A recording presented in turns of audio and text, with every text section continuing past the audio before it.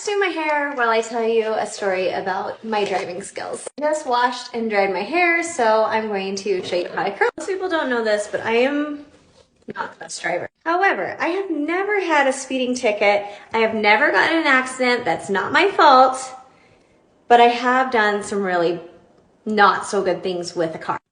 And I'm using the Lunge curling iron to do my hair, by the way. I already put thermal spray on it, and then I'm just gonna go in and start by curling backwards like this after I've separated my hair.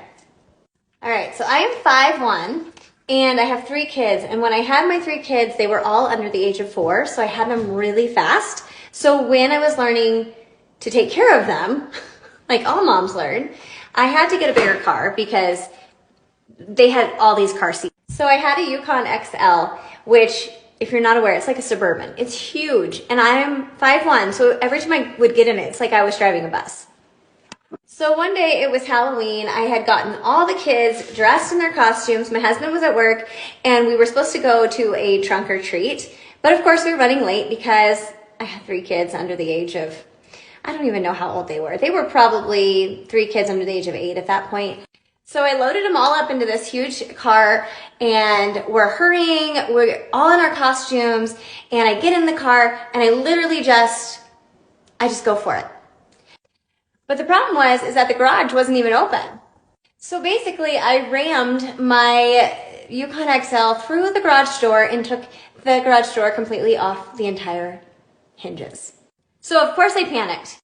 Part of the garage door was still hanging by maybe like one hinge. I don't even know what they're called. And I didn't want to call my husband yet, so I found a hammer.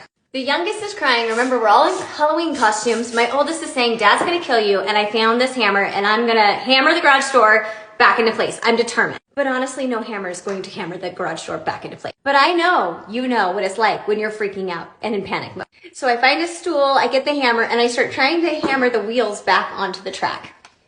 It's not budging.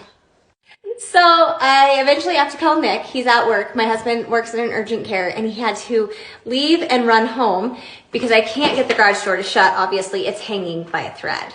And long story short, my husband is the most patient man in the world, and he's never been so mad he couldn't talk to me. $2,000 later, we had a new garage door back on its hinges. And that's just one example of my driving skill. And to think I learned my lesson after that, like I would never hit the garage door again, but I hit it 3 times after that incident. If you're a mama and you can film me with this story and you like beauty and makeup tips, follow me for more.